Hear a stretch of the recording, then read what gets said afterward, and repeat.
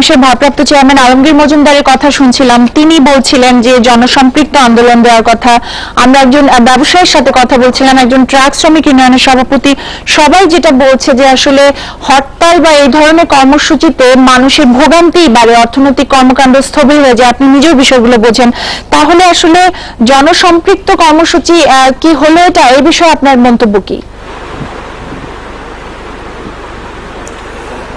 এখানে হরতাল মানুষ জনজীবনে ভোগান্তি তৈরি করে, এটা ঠিক, কিন্তু এটাও মনে রাখতে হবে মহৎ কিছু অর্জনের জন্য জাতিকে মূল্য দিতে হয়। 1971 সালের 24শে মার্চ পর্যন্ত আমরা পাকিস্তানি শাসকদের কাছে শান্তিপূর্ণ সমাধান চেয়েছিলাম, কিন্তু সমাধান না পাওয়ার কারণে আমাদের 30 লক্ষ মানুষকে প্রাণ দিতে হয়েছে। তখন যদি আমরা এইভাবে দেখতাম যে এই সশস্ত্র যুদ্ধ, এই ধ্বংসলীলা, এর চেয়ে শান্তি, ওম শান্তি ওম শান্তি করে আমরা নীরব হয়ে যেতাম, তাহলে স্বাধীনতার এখন তো আসলে সেই পরিস্থিতি নেই। আপনি যে পরিস্থিতির কথা বলছেন, এখন আপনি এরকম একদিন দুদিন যে হরতাল দিচ্ছেন, তাতে কি আসলে অনেক বৃহত্তর কোনো স্বার্থ অর্জিত হচ্ছে? এর আগেও আপনারা হরতাল দিয়েছেন বিভিন্ন ইস্যুতে, তখন কি হয়েছিল? না, আমি বলছি যে পরিস্থিতিটা 71-এর মতো নয়, কিন্তু 71-এর স্বাধীনতা সংগ্রামটা প্রয়োজন হয়েছিল যাতে আমাদের মানুষেরা স্বাধীনভাবে তাদের ভোটাধিকার প্রয়োগ করতে পারে। সেই অধিকার থেকে যখন জাতিকে বঞ্চিত করা হয়েছে, তখন স্বাধীনতার মূল্যবোধের গলা টিপে হত্যা করার চেষ্টা হচ্ছে।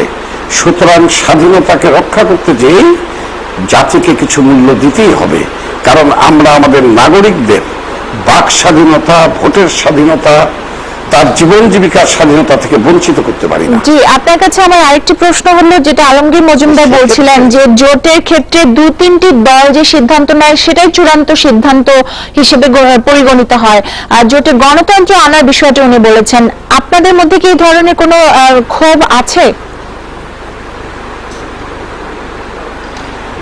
এই ক্ষেত্রে আমার যেটা বক্তব্য সেটা হচ্ছে যে মানে আপনাদেরও উপস্থাপনের ক্ষেত্রে অথবা মিডিয়ার ক্ষেত্রে আমি লক্ষ্য করেছি যে বলা হয় বিএনপির নেতৃত্বাধীন জোট। আসলে জোটে বিএনপিও একটা শরিক দল, আমরাও একটা শরিক দল। 20টি দলের মিলিত প্রক্রিয়া হচ্ছে 20 দলীয় জোট। এখানে আমাদেরকে বলতে হবে বিএনপির নেতৃত্বাধীন জোট নয়, এটা দেশনেত্রী বেগম খালেদা জিয়ার নেতৃত্বাধীন জোট। আমরা জোটের নেত্রী হিসাবে বেগম খালেদা জিয়াকে মানি, চিনি এবং বুঝি। আমি একথা নিঃসংকোচিত্তে বলতে চাই, জোটের যিনি নেত্রী, দেশনেত্রী খালেদা জিয়া, তিনি কখনোই জোটের শরিকদের সাথে বৈষম্যমূলক আচরণ, উপেক্ষা কিংবা অবহেলা করেননি, এবং সিদ্ধান্ত গ্রহণের সময় তিনি চেষ্টা করেছেন জোটের শরিকদের মতামত নেওয়ার জন্য।